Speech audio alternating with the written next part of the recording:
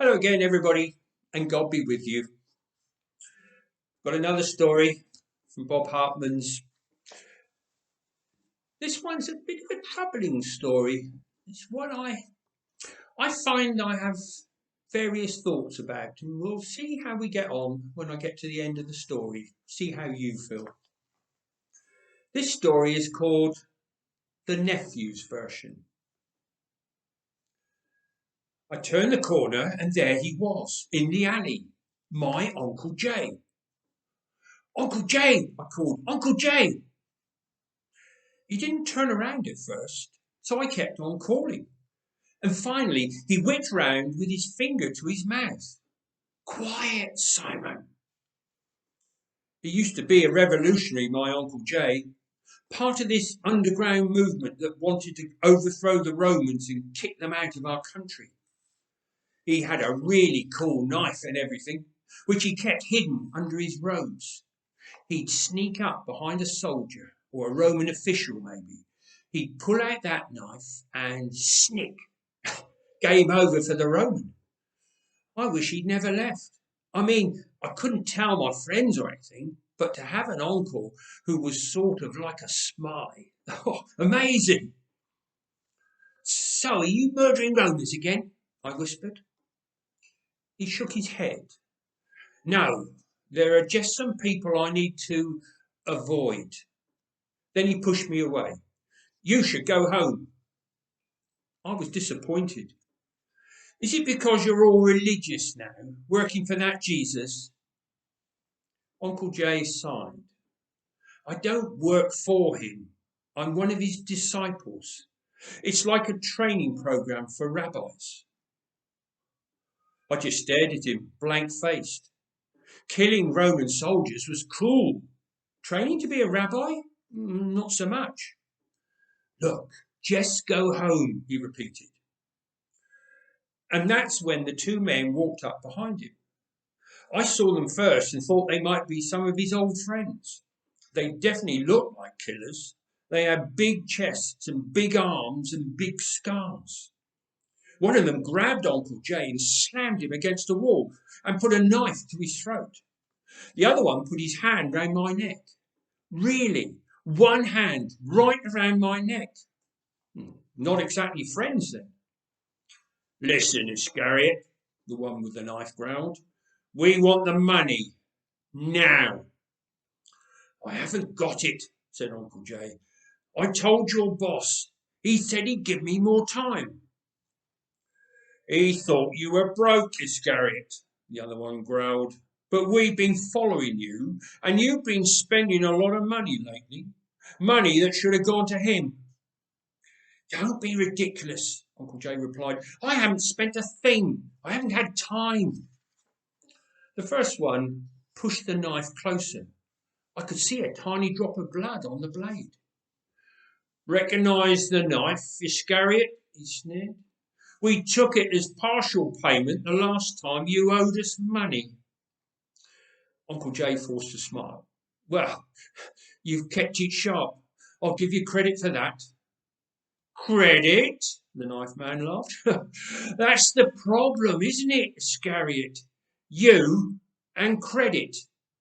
Then he turned to the other man, the man with his hand round my neck. Go on, tell him, he ordered. Tell him what we've seen him buying on our boss's credit. First day of the week, Big Hand Man grunted, you rented a donkey and its colt just outside the city. Second day of the week, you paid a huge amount of money to the temple authorities for wrecked tables and escaped doves. Third day of the week, you put a deposit on a first floor room. Wait, my uncle interrupted. None of those were my own expenses. Jesus wanted to enter the city on a donkey. He busted up a few things in the temple, and he needs a room for the Passover. All of those expenses were for him. His boss, I added, though with the man's hand around my throat, it came out kind of croaky. He's not my boss, Uncle Jay sighed. How many times do I have to tell you that? But he lets you spend his money, asked Knife Man. It's all our money, sort of. People give it to us, rich women, other supporters. And Jesus, well, Jesus more or less put me in charge of it. Big Hand Man loosened his grip a bit, threw back his head and roared with laughter. He put you in charge of the money? You? I thought this Jesus was some kind of prophet. He's got to know better than that. I don't know what he knows, Uncle Jay muttered, but he is a second chance kind of person, so maybe he still trusts you, chuckled Knife Man. And you're telling us that you have never, shall we say, borrowed from this fund of his? I looked at Uncle Jay. He looked at the ground. Yeah, well, maybe once or twice, he mumbled, but I can't do it again. I mean it. There's this other disciple, John. He's always watching now. I think he's on to me. Not our problem, Nice Man replied, but it is your problem.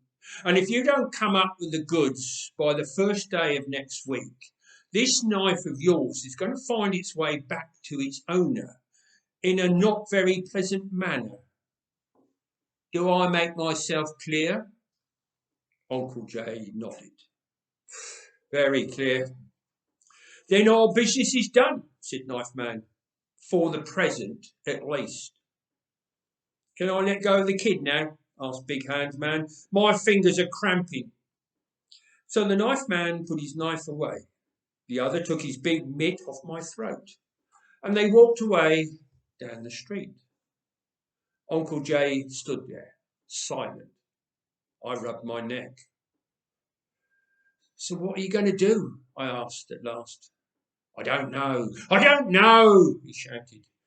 I thought I told you to go home. Sorry, I said. I'm just trying to help. Well, you can't help, all right? He was still shouting, and then he hung his head and sighed. Unless, of course, you've got 29 pieces of silver on you. Whoa, that's a lot of money, I replied. Worth killing a man for, he nodded. I've seen people die for far less. And then suddenly there were two more men standing behind Uncle Jay. But they were as different from the first men as two sets of people could be. I looked up and coughed and gestured. Uncle Jay leapt to his feet, fists clenched. I told you to get your money, he cried, turning around. But when he saw the men, he stepped back. He settled down and he apologised. Sorry, I thought you were someone else. Apparently, one of the men smiled. No harm done. The other man looked at me. He was smiling too. We're priests, young man, and we wondered if we could have a word with your friend. More religious people, I thought. Not nearly as interesting as the guys with the knives and big hands, but not nearly as dangerous either. That's what I thought. But all I said was, he's my uncle, actually, and I smiled back. With your uncle, then, said the first priest. It won't take long. We couldn't help but overhear and think we might have a way to help him with his problem. Uncle Jay shrugged, gave me a puzzled look, and walked off with them. And in no time at all, he was back. So, did it work? I asked. Are they going to give you the money? Yeah, he nodded quietly.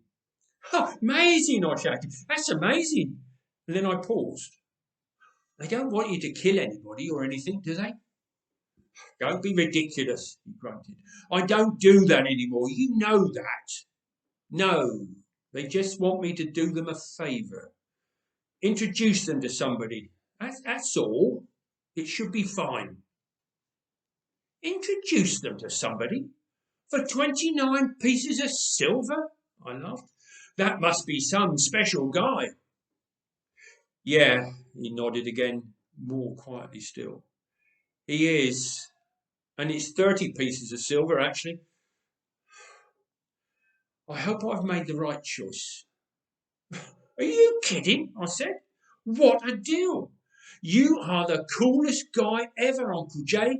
Spy, rabbi, wheeler dealer. Oh, I want to be just like you when I grow up. Thanks, kid, he muttered as he turned to walk away. But maybe you're better off. And then he stopped, mid-sentence.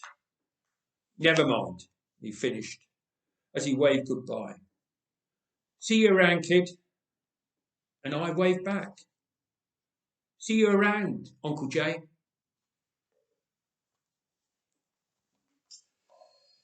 So, Uncle Jay, Judas Iscariot.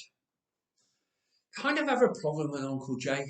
I know he's one of the bad guys, and everybody says, well, even Jesus said, he'd be better off dead. But somehow I think he's part of the story. If he hadn't done what he did, somebody else would have had to have done. So I just don't know. I'll leave you with that thought. In the meantime, God be with you.